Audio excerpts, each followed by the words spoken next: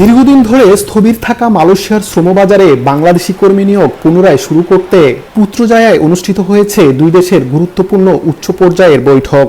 বাংলাদেশের পক্ষে বৈঠকে নেতৃত্ব দেন প্রবাসী কল্যাণ ও বৈদেশিক কর্মসংস্থান মন্ত্রী আরিফুল হক চৌধুরী এবং প্রধানমন্ত্রীর উপদেষ্টা মাহাদি আমিন। অন্যদিকে মালয়েশিয়ার মানব সম্পদ মন্ত্রণালয়ের শীর্ষ কর্মকর্তারা অংশ নেন। বৈঠকে শ্রমবাজার দ্রুত চালু এবং কর্মী নিয়োগ প্রক্রিয়া আরও কার্যকর করার বিষয়ে গুরুত্বারোপ করা হয়।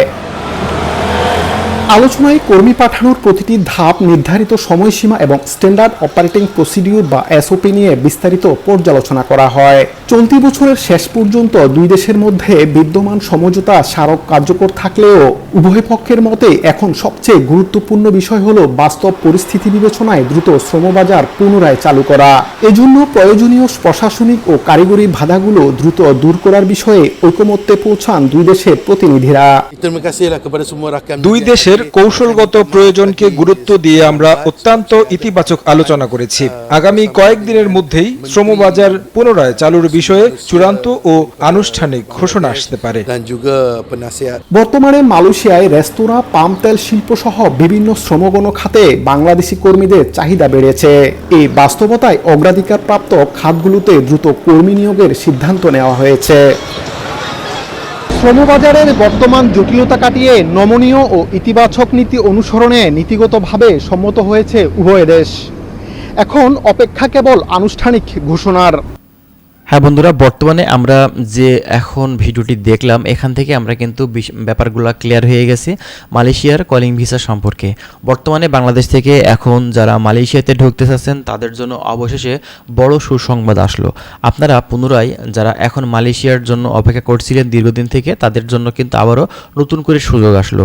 অবশেষে দু একদিনের ভিতরেই কিন্তু মালয়েশিয়ার কলিং ভিসাটা ওপেন হতে যাচ্ছে। আপনারা কিন্তু পুনরায় এই দেশটিতে ঢোকার কিন্তু সুযোগ পাচ্ছেন। আপনারা আপনাদের ডকুমেন্টস, কাগজপত্র সব কিছু রেডি রাখেন। যে কোনো সময় মেডিকেলটা স্টার্ট হবে, এটা কিন্তু একদম আপনারা শিওর থাকতে পারেন। দীর্ঘদিন থেকে আমরা কিন্তু অপেক্ষায় ছিলাম মালয়েশিয়ার বাজারটা নিয়ে। তো পুনরায় কিন্তু মালয়েশিয়ার বাজার আমাদের জন্য বড় স্বস্তির খবর নিয়ে আসলো।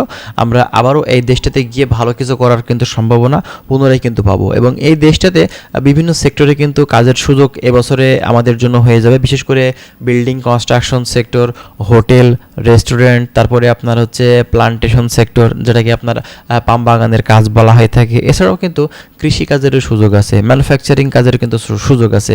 মালয়েশিয়াতে বিভিন্ন ধরনের ফ্যাক্টরি আছে, প্লাস্টিক ফ্যাক্টরি, ইলেকট্রিক্যাল সামগ্রী ফ্যাক্টরি, হ্যান্ড গ্লোভস ফ্যাক্টরি, এছাড়াও বিভিন্ন ধরনের ফার্নিচার ফ্যাক্টরি, বিভিন্ন টাইপের কাজের সুযোগ এই মালয়েশিয়াতে আছে। আপনারা কিন্তু এই দেশটাতে গিয়ে ভালো কিছু কিন্তু করতে পারবেন। আর মালয়েশিয়া এমন একটি কান্ট্রি, আমাদের বাংলাদেশিদের জন্য পছন্দের একটি কান্ট্রি, যেখানে গিয়ে আমাদের বাংলাদেশি ভাইয়েরা বিভিন্ন সেক্টরে কাজ করছেন, বিভিন্ন জায়গাতে ভালো কিছু কিন্তু তারা সেখান থেকে করছেন।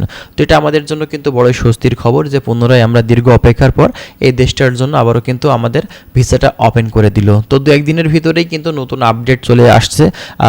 মেডিকেলটা কবে শুরু হচ্ছে সে ব্যাপারে আমরা কিন্তু আপনাদেরকে অবশ্যই জানিয়ে দেওয়ার চেষ্টা করব। তার জন্য অবশ্যই আপনারা আমাদের চ্যানেলের সঙ্গেই থাকবেন। আমরা চেষ্টা করছি মালয়েশিয়া সংক্রান্ত যত ধরনের গুরুত্বপূর্ণ আপডেট ইনফরমেশনগুলো আছে সেগুলো আপনাদের মাঝে পৌঁছে দেওয়ার। তো যাই বন্ধুরা, ভালো থাকবেন। আশা করছি বিষয়গুলো সম্পূর্ণভাবে আপনারা বুঝতে পারছেন।